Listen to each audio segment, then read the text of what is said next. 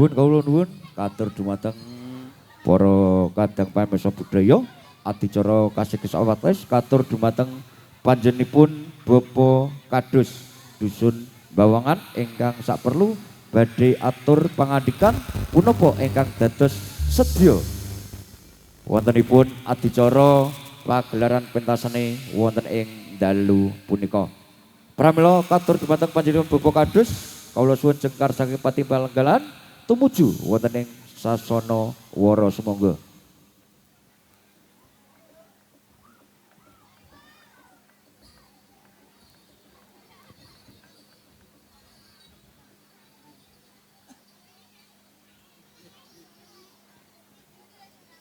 Nggih, sepeda malih katur dumateng panjenengan Bapa Kadus.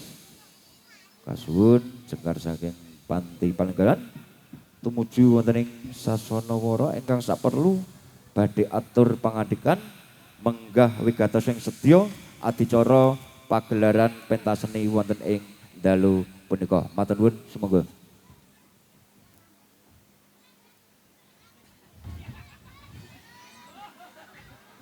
Bismillahirrahmanirrahim. Assalamualaikum warahmatullahi wabarakatuh. Wonten ngarsanipun para sesepuh bini sepuh ingkang tukina bekten, para pangemban pangembating praja satriyaning negari ingkang minangka dados pandam panduming kawula dasih ingkang tupantes sinudarsana dalasan para pandemen seni wonten ing dalu menika ingkang kula tresnani langkung-langkung grup kesenian saking Gadung ingkang kula hormati dalasan putra-putra putri seni saking Dusun Bawangan ingkang kula tresnani. Kepareng kula gempil kamardikan panjenengan sedaya ingkang nembe colan sekeca mresani anging kedah kula aturaken bilih dalu menika warga Bawangan khususipun lingkup sekitar RT 6 7 8 ingkang raos utawi rasan-rasan menawi sasi suro badhe gilir kesenian ebek saking Gadung. Mbok bilih panci biasanipun mekaten kleres wonten ing wulan-wulan menika nembe rame utawi nembe akrab kalian Desa Gantang. Wit saking seni Bawangan wonten ing Dusun Tomari lajeng wingi Jayan wonten Bawangan sakmenika Dusun Gadung wonten Bawangan ugi. Bilih kanthi silaturahmi seni saking Desa Gantang kalian Desa Kapuan khususipun Bawangan saged ngraketaken anggenipun sami kekadangan. Wonten ing dalu menika kaleres sasi suro utawi tahun baru suro nek wong Jawa suro menika ora entuk napa-napa, ora entuk mantu, ora entuk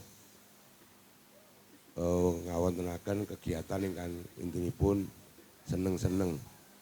Nanging kudi kagem bapak-bapak menika nggih supados dipun gatosaken kagem ibu-ibu menika remen amargi napa menawi wonten suami utawi bapak-bapak ingkang kagungan garwa kersa mundhutaken emas ing wulan sura rejekine bakal lancar ing taun iki. Mila saking menika monggo lomba-lomba dipun tumbasaken emas garwane sing ageng. Kanthi menika wonten ing dalu menika warga RT 7 lan lingkunganipun ngawontenaken grebeg suran. Mila saking menika ngawontenaken grebeg suran menika ing pengangkah mugi sakmangke warga RT 7 8 6 menika tansah pikantuk rejeki ingkang banyu mili wonten ing taun menika lajeng dipun paringi slamet samudayanipun sehingga keluarga wonten ing lingkup RT 7 8 ugi 6 menika sakmangke saged ayem tentrem khususipun RT 6 7 8 lajeng umumipun wonten dusun Bawangan. Bebilih kanthi ngawontenaken kegiatan utawi grebeg sura menika ing pengajap warga Bawangan supados sakmangke langkung raket, langkung kompak amargi kanthi wontenipun seni menika niat ngumpulaken lare-lare utawi paneman supados asring kepanggih utawi asring ketemu. Mbok bilih sedaya ingkang dipun wontenaken wonten wekdal dalu menika kathah kekirangan khususipun anggenipun nanggapi warga seni saking Gadung kathah kekirangan saestu keluarga Bawangan nyuwun agunging samudra paksami. Lan ugi matur nuwun sanget sampun nglonggaraken wekdal kagem nuruti Pak Tarik niki Ebek Gadung. Bilih kanthi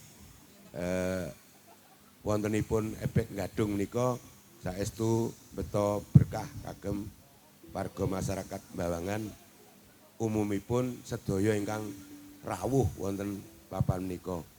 Bilih mekaten ingkang saged kula aturaken sepindah malih mederek keyakinan Jawa sinten sing wonten wulan sura numbasaken emas kagem garwanipun menika rezekinipun bakal lancar setunggal tahun. Mekaten kula ari wabillahi taufiq wal hidayah.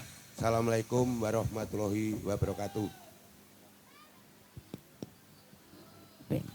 Nggih, matur nuwun, matur dumateng panjenenganipun Bapak Kadus ingkang sampun kersa atur pangandikan wonten inggih magayutan adicara wonten ing dalu punika. Baik, hadirin penonton semuanya, kembali saatnya kita bareng-bareng dari teman-teman Turonggo Krido Budaya tunjukkan pesona.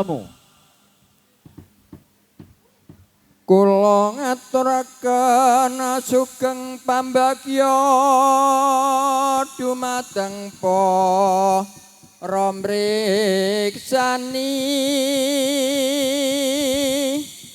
bilih wonten lepat kula nyuwun agung ing pangaksami. Kula asal lari desa kirang sanget tata krami taat tapno bendhe pangramen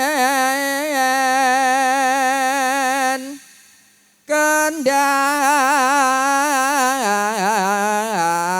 abonang pinampian keempul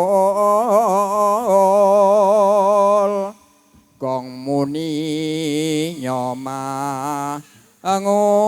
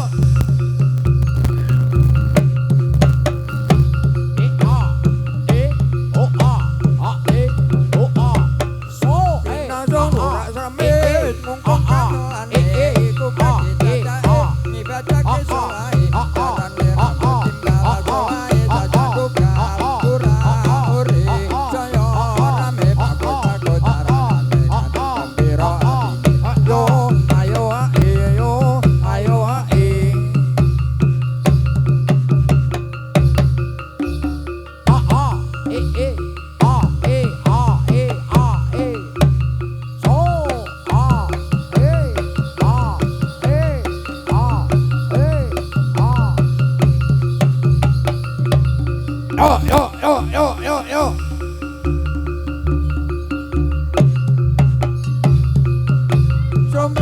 Jombret kempong mungkong menari hal ketipung imbal ponang loro terlendro kelompret belok jalan kebang nyongkang maraing ikel macan mangap megap tutang kanong adia tiba cocok kagungan deok anggawe suka gambira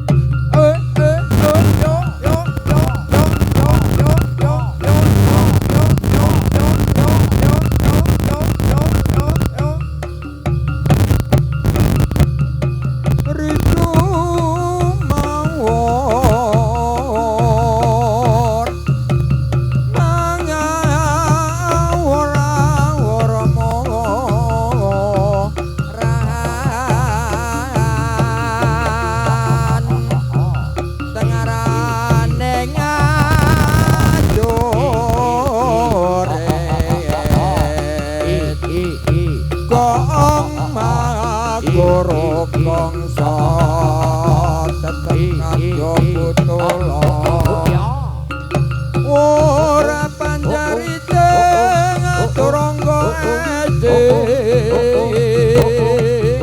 rakatak cuaca lalayu Yo.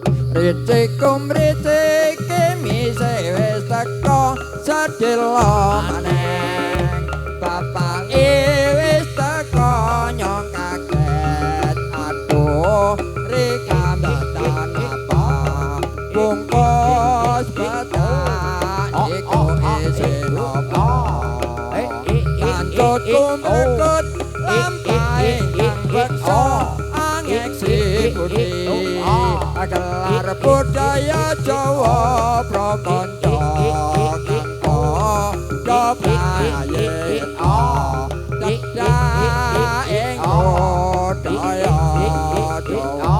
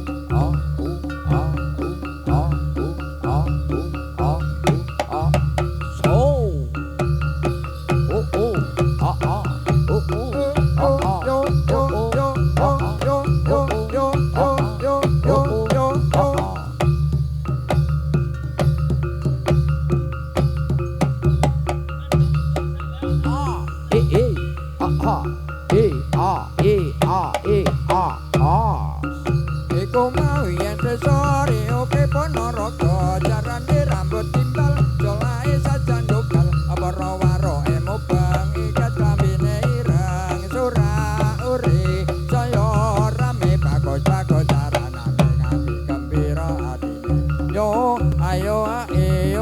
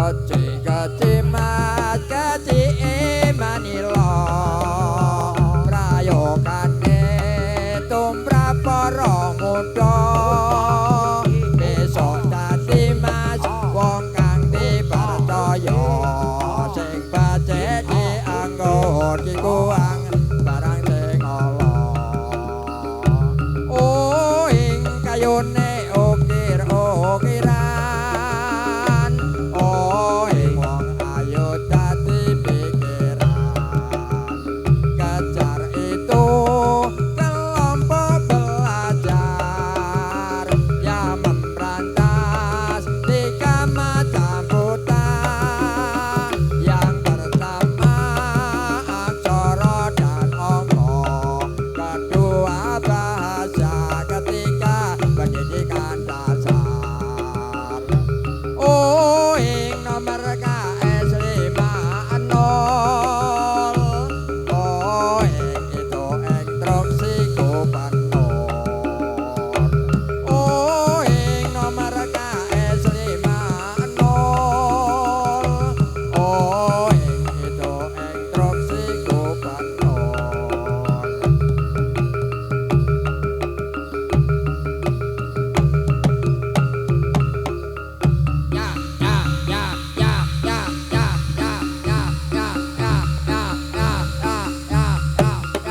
oh ya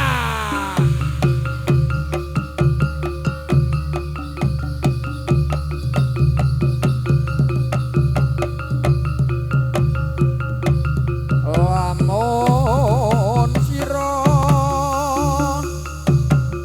anggap guru kaki amin ya manungsa kang nyata ingkang becik pati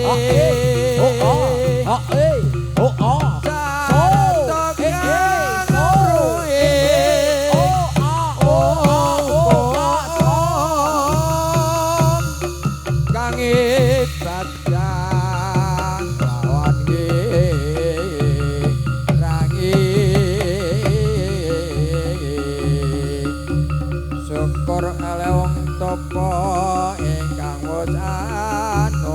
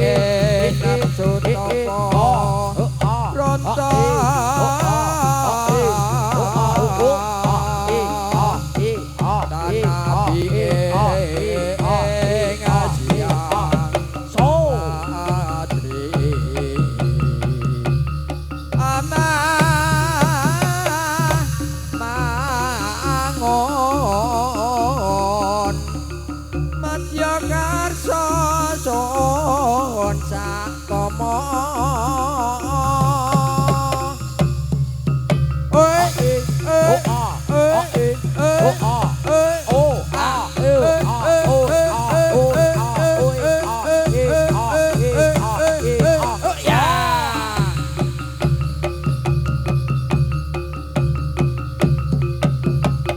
Ya, yo.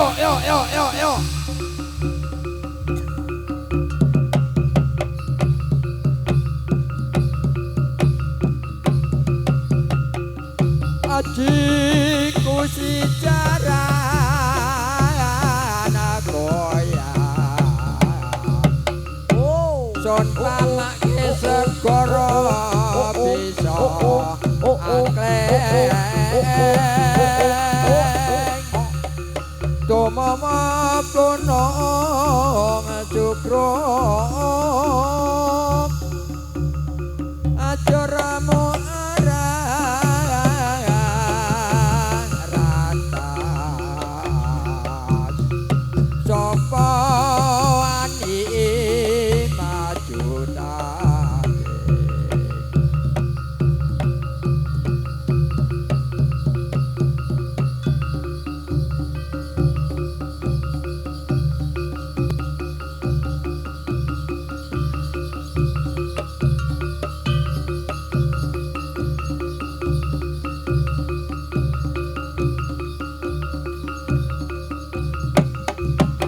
Ya.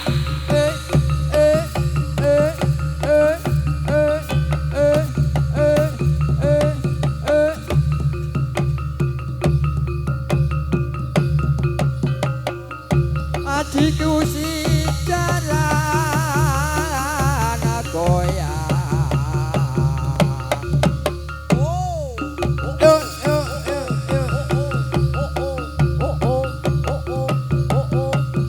Sun pamake segara bisa akleng Tumama kunong cukruk Ajaramu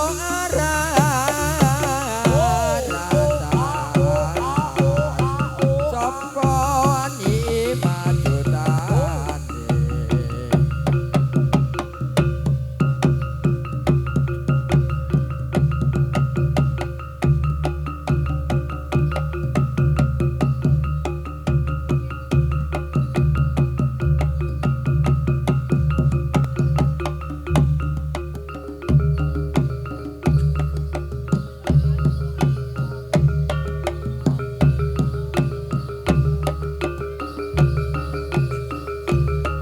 Krana Sewandana raja muda ing Wanaraga siyaka ing yuda nglawan raja Rai Singa ngasta pusakane raja Kyai Samandiman raba sing prang puput singa parang alas roban yo hae sarwa ireng sandangane yo hae saya tentrem sekarane iku sejarahe crita reok ing Ponorogo gambarke menangi Sang Prabu Klana Sewandana dicipta wis suwe senire Ponorogo sikralan gembira nandhakake menang yuda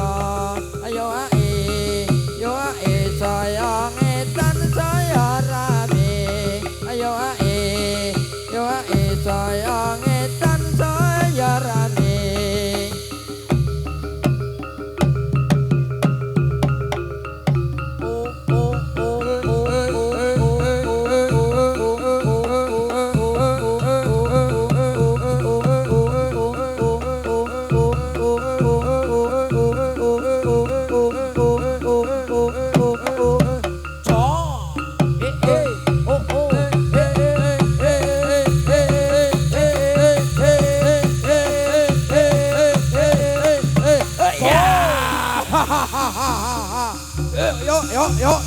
Yo. Alon.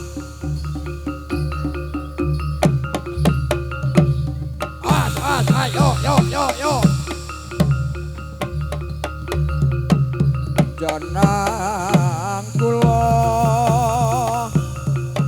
lali ojo lali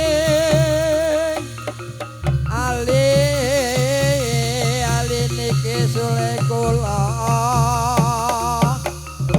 ojo dianggap sepele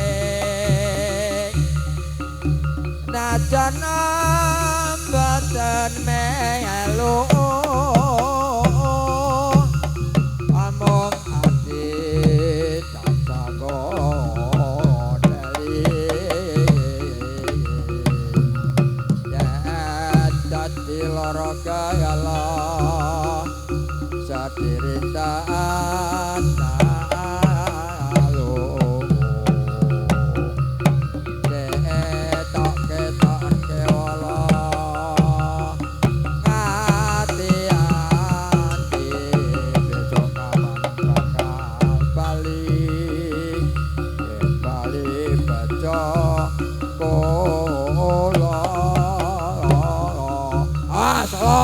yo yo yo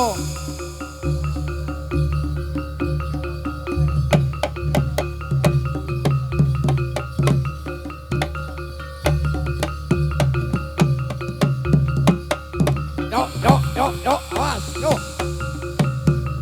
ya ya ya oh ya oh yo yo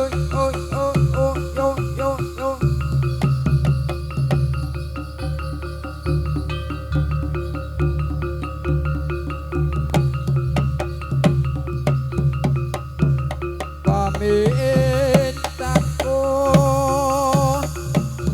nimasito asih anto tronto tansar rontongan ing sarina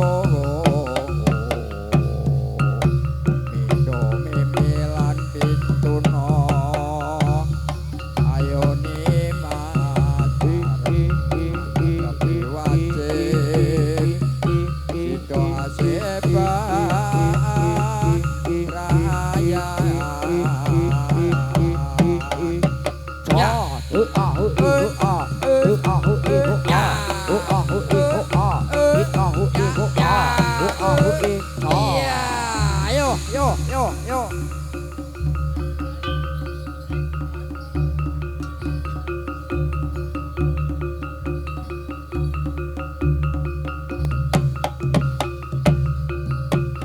Awas, yo. On, yo.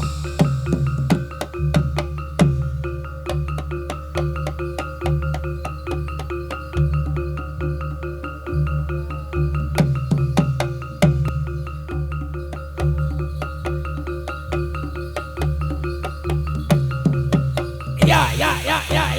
Iya. Woi.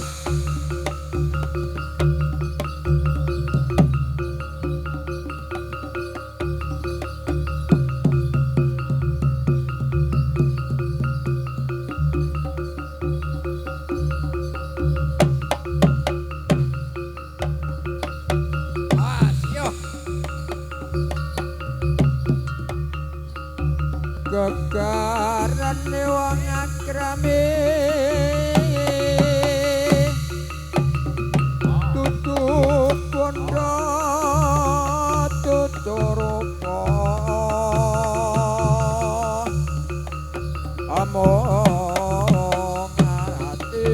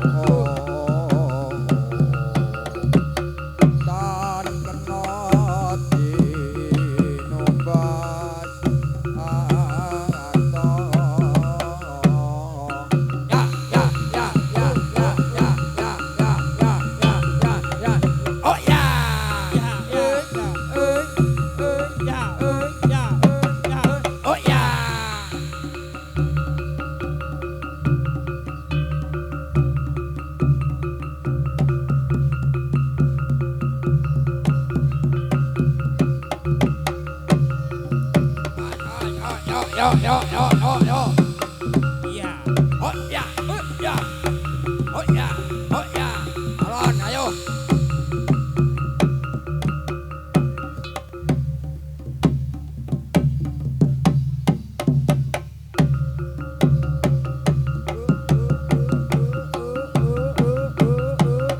Oh ya.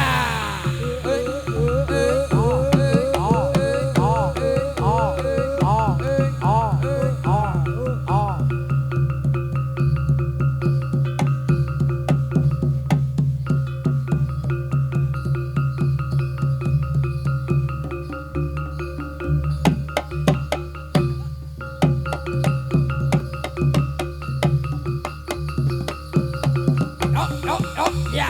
Oh ya, oh ya. Oh ya. Ya, ya, ya, ya, ya, ya, ya, ya, ya, ya, ya, ya, ya. Oh ya. Wih, hahaha.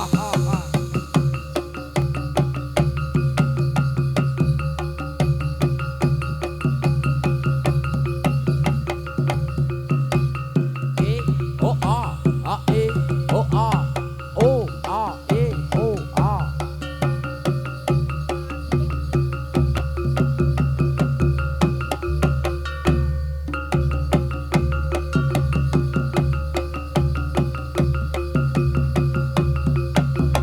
Iya, yo yo yo yo yo yo. Mas, yo.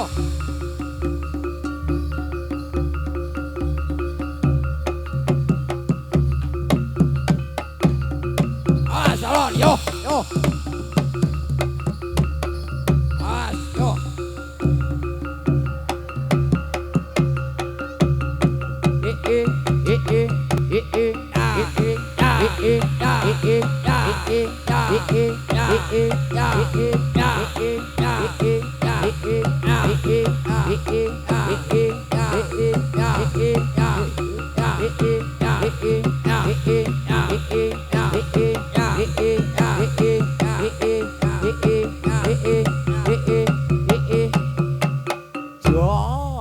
Jos. Yuk, mana tepuk tangan buat Turonggo Krido Budoyo di season yang